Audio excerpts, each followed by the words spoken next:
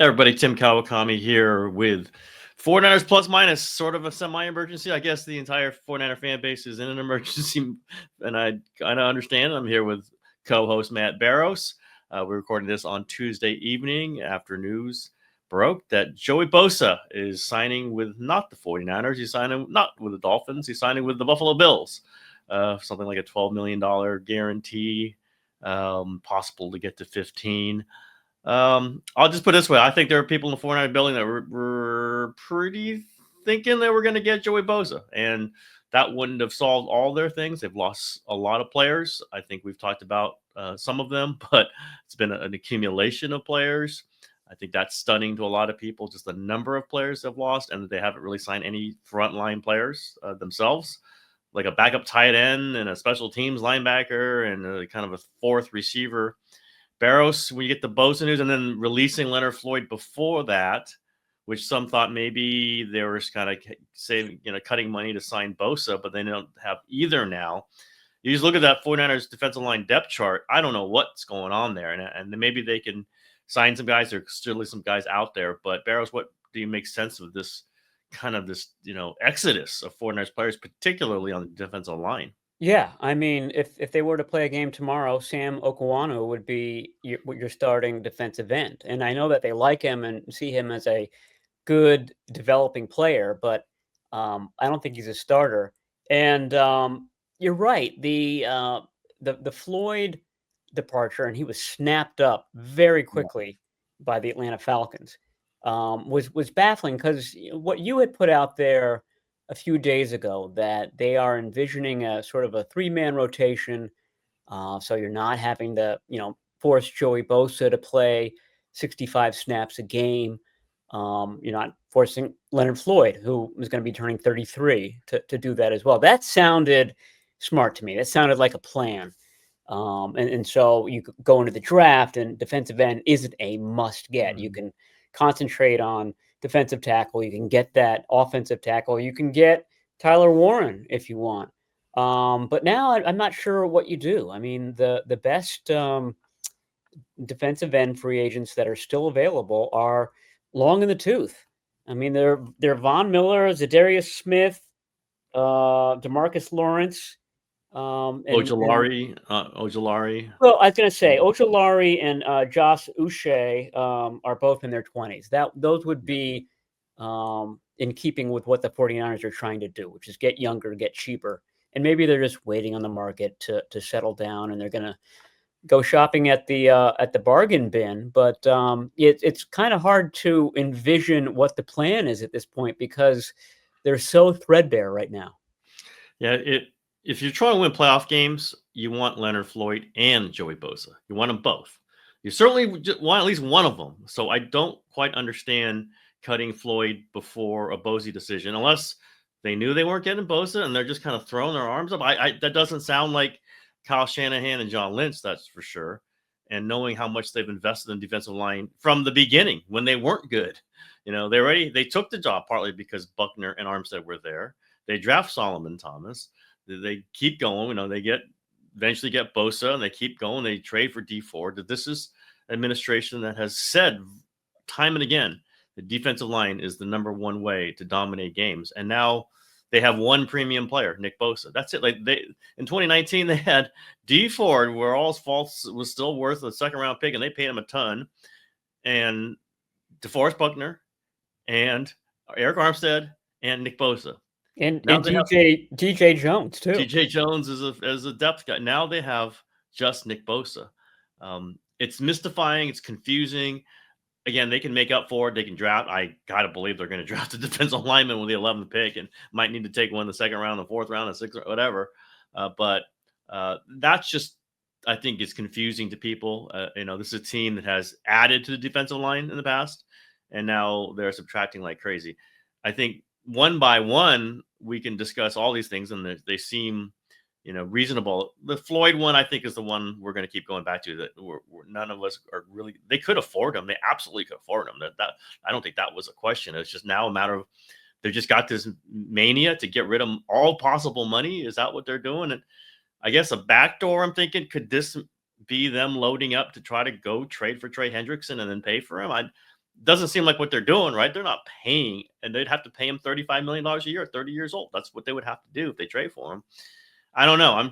Barrows, can you figure out some other back end thing that they're working here? No, I haven't been able to figure it out. You go through the free agency list, and it's going to be kind of picking at the bones pretty soon because these guys are flying off. Yeah, both of those positions are baffling. I mean, one possibility, there were reports that the 49ers were going to release Malik Collins. They haven't done that yet. And they've sort of been vague about when that's going to happen. I mean, I would imagine it's tomorrow when they're going to do the same thing for Javon Hargrave. But I mean, it's possible that they hold on to him. He's not making a huge amount either, and he's one of the few guys. Leonard Floyd is in this list too, who started every game last year or played in every game last year, and that to me is one of the odd things about all of this. I mean, this was a team that was just decimated by injuries. And when they're bad, that's typically a big injury season for them. 2020, 2024. And here you have two guys who made it through an entire season on the 49ers. Mm-hmm. And you're getting rid of both of them. And you were about ready to bring in Joey Bosa, turning 30 in the summer, very injury prone. And we could talk about where he's going. As you noted, he's going to be playing on a very hard surface in some snow games up in Buffalo. So that's an interesting choice for him. He's obviously chasing two things. He's chasing the money, everybody does, and he's chasing a championship. And I'm sure that he concluded that the Bills are a lot closer to that than the 49ers and the Dolphins. Yeah. And we're willing to pay more, period. And end of story. And, they just paid their quarterback a ton of money. So you can't say, well, if you pay the quarterback, you can't keep people. They have lesser costs at receiver, at running back, where the 49ers do, but you can do it. Did I tweet that out? I was thinking it. I don't realize. Did I send that out on social media? I don't know. Well, you said something like, I don't know if this is part of Joey Bosa's calculus, but it should be. The fact that Levi's Stadium is one of the better surfaces in the league. I don't think that the Bills Stadium. No, I almost sent that out. I forget what the name of that stadium is. Yeah, it's a hard turf. It's a hard turf. And I was thinking, that's why I asked you, because I was thinking, you know what? If I send this out, it'll sound like 49ers sour grapes, which is clearly not. But I just didn't do it. So that's why when you said that, I actually was thinking of just sending that out because I'm always thinking about our official turf, especially with the Bosas, because I've talked to Nick about it so often. How much he appreciates playing on grass, how much he said it might, affect people's opinions about where they go in free agency. And then his brother, off injured on the SoFi field, ends up going to possibly a worse turf in the cold. So, but listen, it's money. It's hard. It's hard for anyone to second guess somebody doing it for money. I don't know where the 49ers offer was, but I cannot imagine it would be anywhere near $12 million guarantee. But that's the theme. Like, you do have to pay some people, right? I mean, if I quoted Andrew Freeman, the Dodgers general manager's classic quote is, if you are rational with every free agent, then you'll finish third in every free agent. You can be rational every single time. You can be pragmatic. And then what's your team going to look like? You do have to overpay at some point. Now, I think we all have understood and reported and commented that there are some deals they made that aren't so good in retrospect, and they're course correcting for that. But then they don't have those players. That's one. And you're not getting anybody else. So this is the defensive line is a serious issue right now. And that's why they have not improved significantly so far at any other position. And don't have a Purdy deal as of yet. Again, I think people are confident that is going to happen at some point, but it's still negotiation. I think that this is the total picture. It isn't just screaming about one player or another player. We can all say Joey Bosa for $12 million in Buffalo is maybe not the greatest situation, but then you don't have Joey Bosa, and you don't have Leonard Floyd, and you don't have Drew Dahlman, and you don't have, we can just go down the list of in free agency or whatever. They don't have the player. That's what I keep saying. I mean, part of me thinks, I don't know. Are they just going to trade Ayuk now to get out of some of that money? But they would get a big cap hit, not a huge one, but a big one. and they wouldn't have the player. I keep saying you do want the players. The players are the part of how you play the game, and it's not just about money. It's about fielding a roster, about fielding lineups, about trying to have depth, about trying to win the division. So this is the part, trying to be as level-headed as I can be, that I get where the fans are agitated or more than agitated. They're way under the cap now. I mean, it's not easy. I mean, they are so far under the cap. It's unimaginable because of all these cuts they made. Now, listen, they took the hit on Debo, but they're still under. What's the play, Barrows? Is it just like hit the draft like crazy? I mean, what is the play here? That's sort of my question to you. I mean, a couple of weeks ago when we spoke, we said, well, free agency is going to, indicate to us probably which positions they're going to go to in the draft. But so far, it has not. I mean, you can still make a great argument for each of the 4 positions that we've been talking about: defensive end, defensive tackle, offensive tackle, and tight end, because they got rid of Kyle Juszczyk, sort of their kind of do-everything player. And you can easily see the 49ers, who brought in Demarcus Robinson on a 2-year deal. He's not going to light up the world. He's going to be a good receiver for you, somebody trustworthy, somebody who learns the position very quickly. But you could see the 49ers bringing in a Tyler Warren at pick number 11, and him sort of taking on that Juszczyk role where he lines up a little bit of everywhere. And if you do have that, then you don't have to be as deep at wide receiver, because now you're more of a tight end like team. Yep. So it makes sense from that standpoint. I'm sure that Kyle Shanahan, if they're thinking this way, he's already cooking up an offense that uses not just 2 tight ends, but maybe even 3 tight ends, because they brought in this guy, Luke Farrell, who's an inline blocker. I mean, that's what he does. It's a position that they've been chasing for a few years now, and they seem to have gotten their man. Seems, the stats seem pretty milquetoast to me, but this is the one guy that they seem to have sprung for. So they must have a plan for him. Yeah, I think they need defensive linemen really badly, really, really badly. And again, you don't have to take one. I know defensive tackle is deep and you can get 1 or 2 in the 2nd, 3rd, 4th rounds, but I think you need quality players. I think you need stars.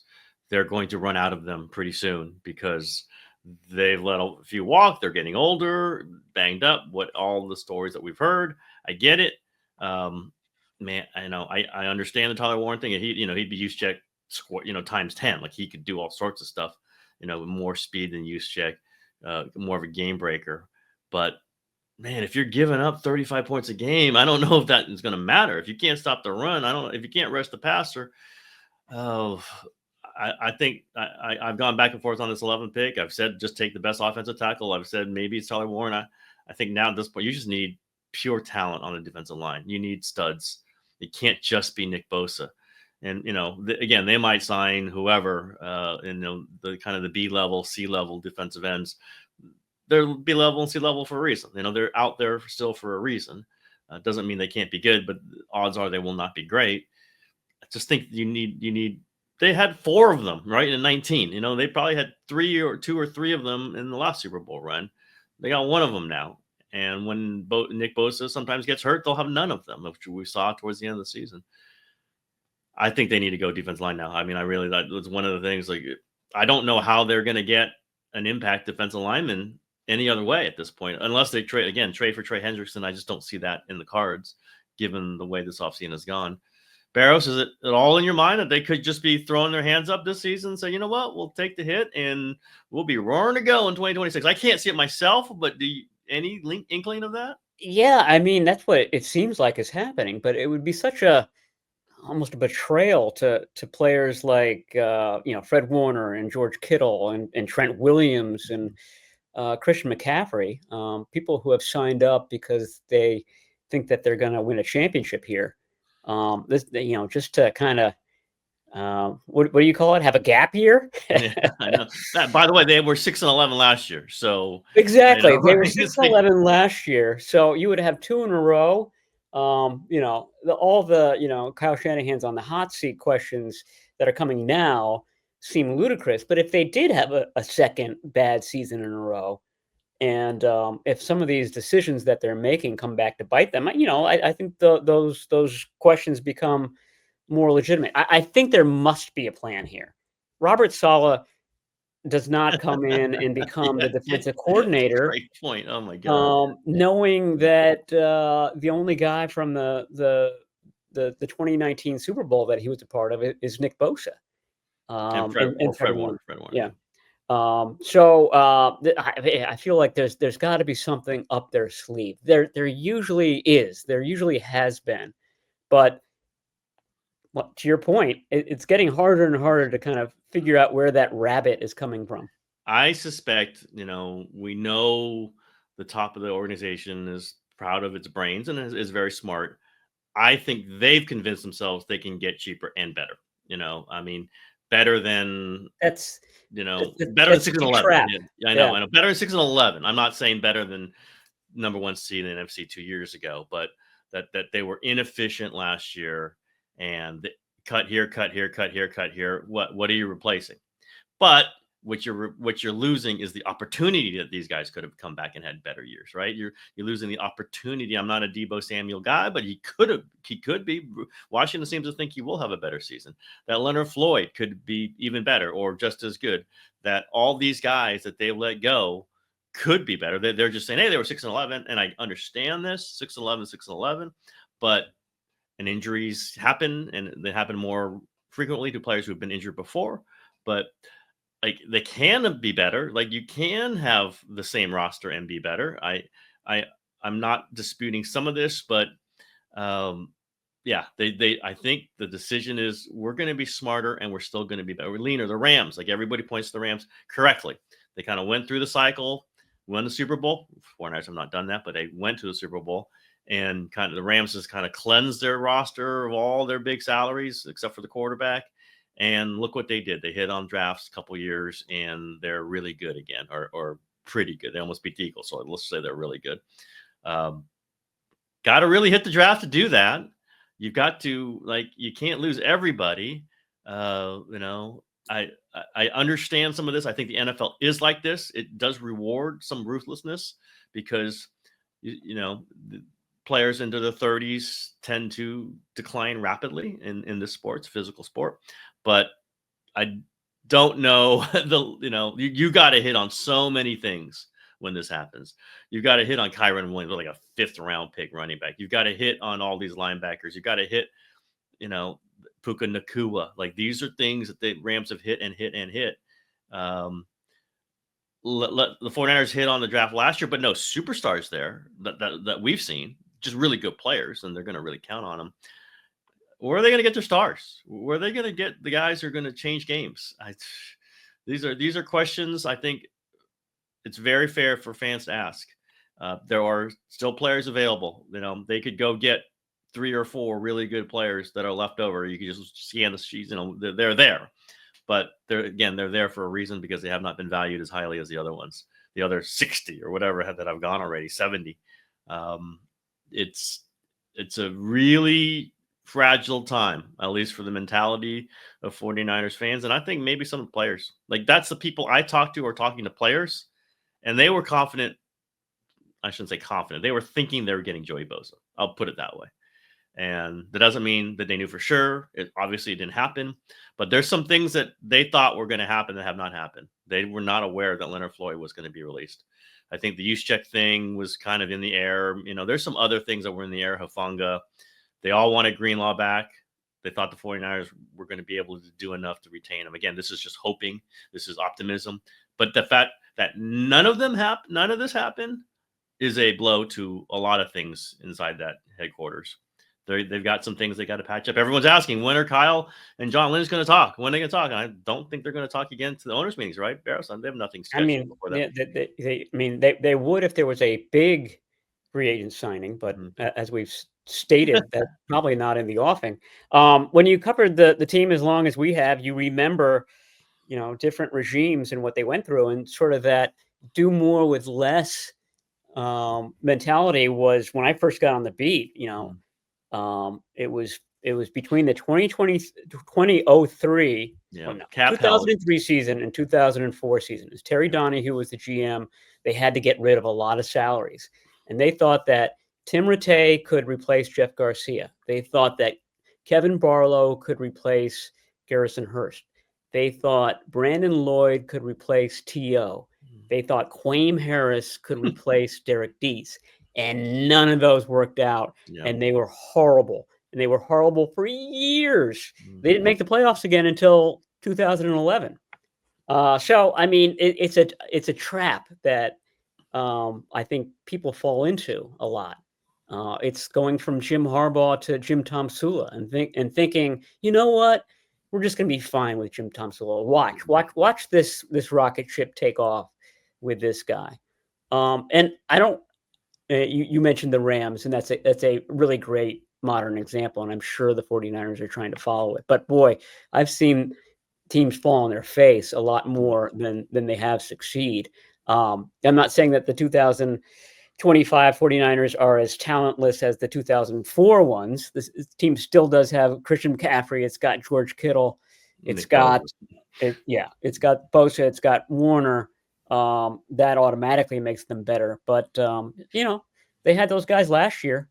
And they were 6-11. So something's got to improve in order to make this idea work.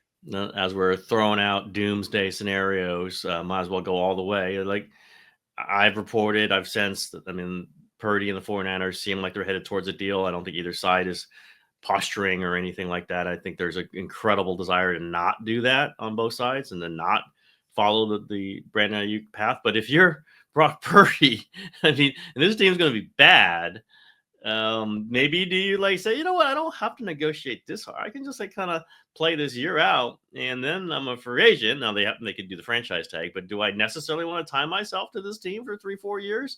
I'm not saying it's going to happen, but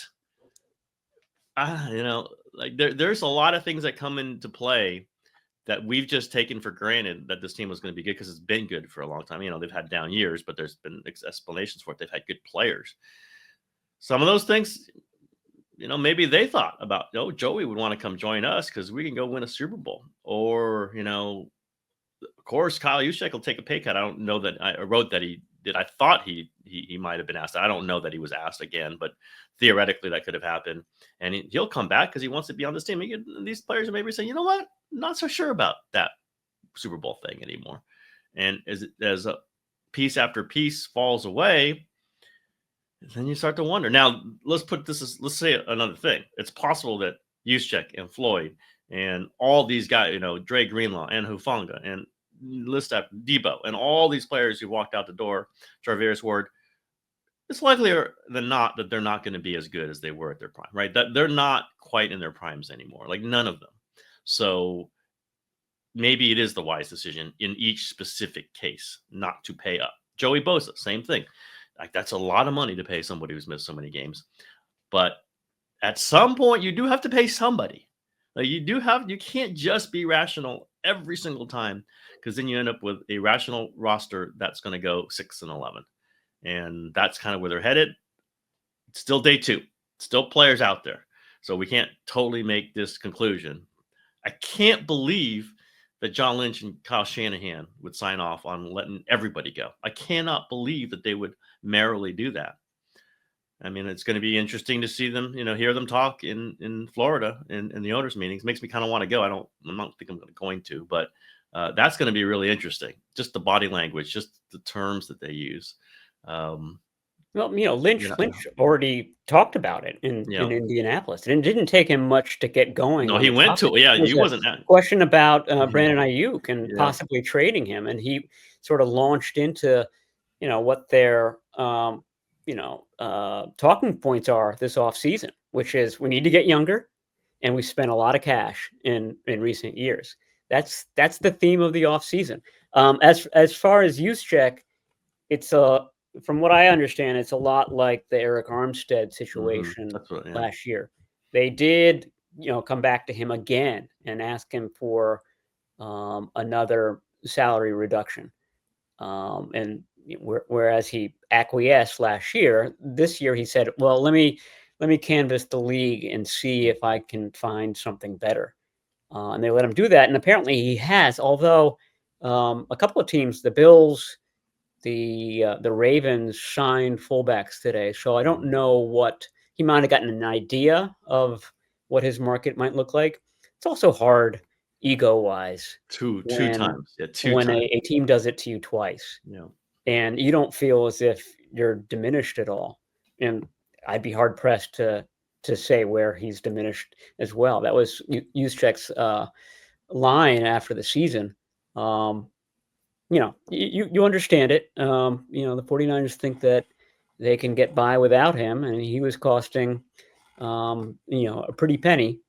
But it does start to become a microcosm of what, Juszczyk was their guy in 2017. He was the guy they had to have. They were going to pay anything to get him. They paid him, and they paid him, I was like, twice as much as the next highest paid fullback. Exactly. It was a huge criticism back in 2017.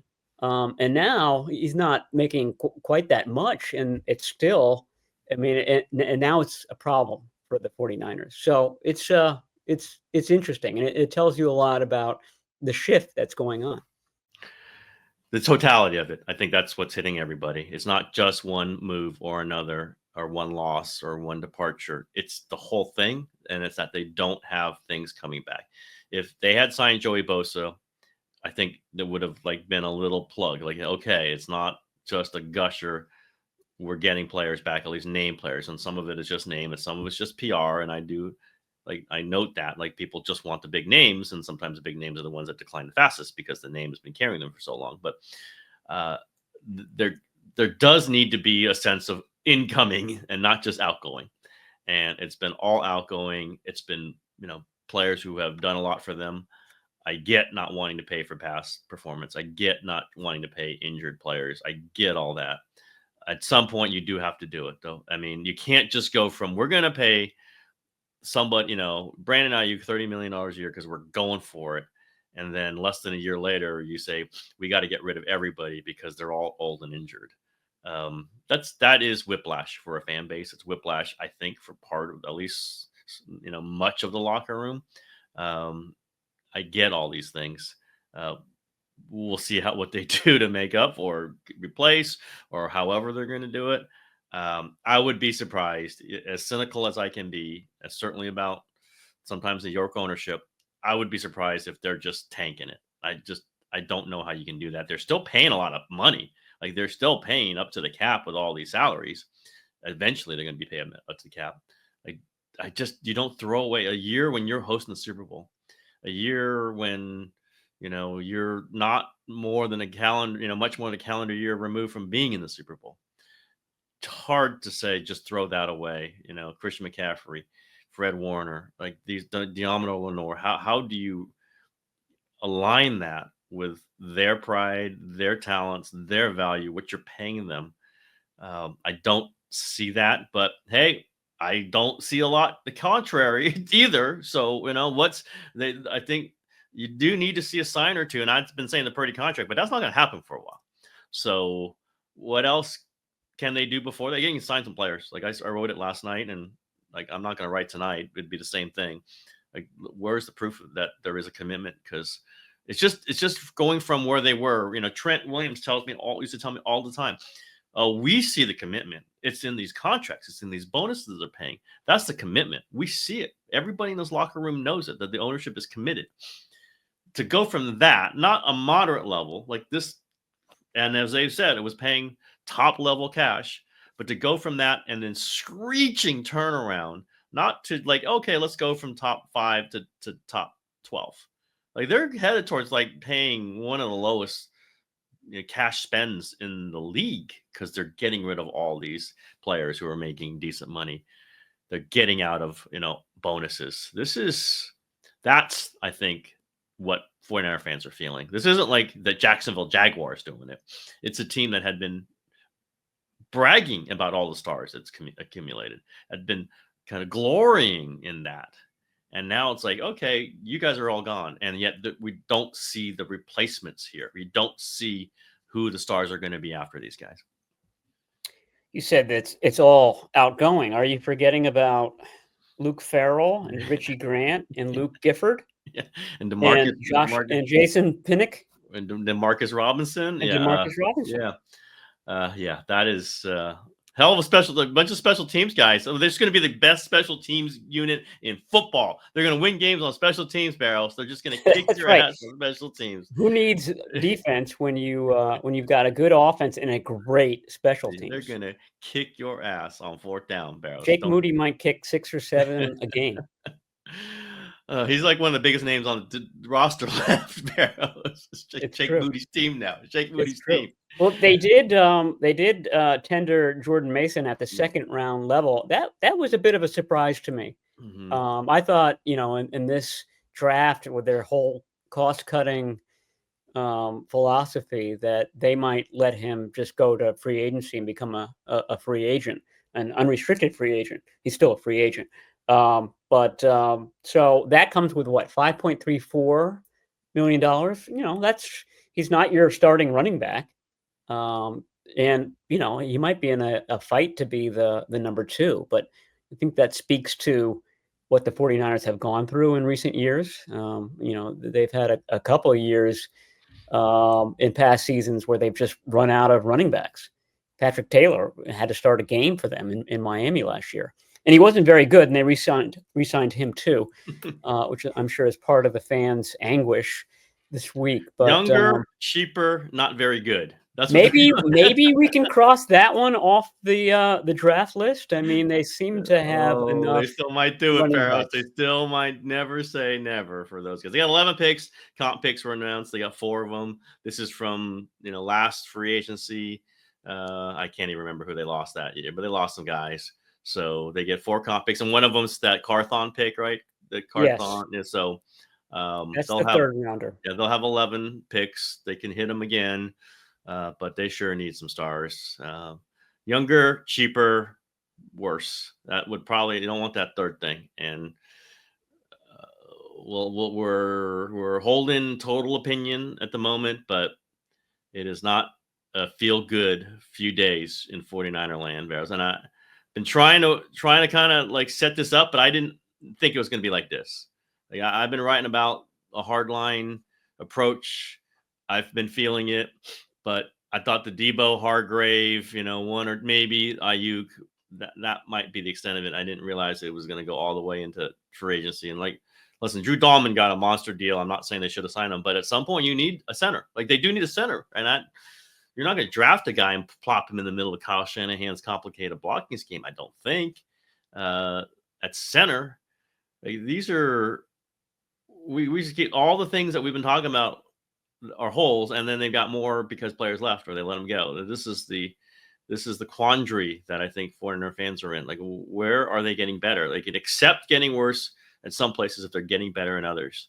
And that has not happened in these 2 days. And these are the days when you get the big names. Again, you can help yourself in a lot of ways with the lesser names, but they're lesser names because they're lesser. They're lesser known. They're lesser valued. So they're on a little tightrope here, Barrows. They really are doing some interesting things. I think some of it is like, hey, you don't think we're going to do it? We're going to do this. And after we're doing this, we're going to do this. Like it almost feels like they're topping themselves. Oh, yeah, you think we're going to spend this? We're going to cut Leonard Floyd then, right? That's what we're going to do.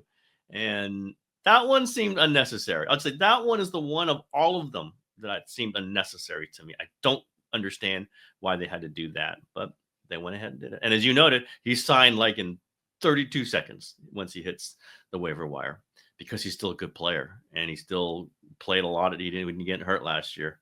Or he played through, a minor injury, but then played all these games, all these snaps. They just need snaps.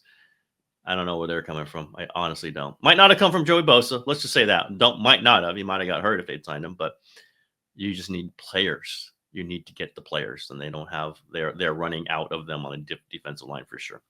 All right, Barrows, on that bright note, you got anything else? Only that, 2 of the players who are departing, Deebo Samuel, something that you've noted a long time, and Dre Greenlaw are favorites of Kyle Shanahan's. Yep, I mean, yep. Kyle Shanahan loved those two guys. Yep.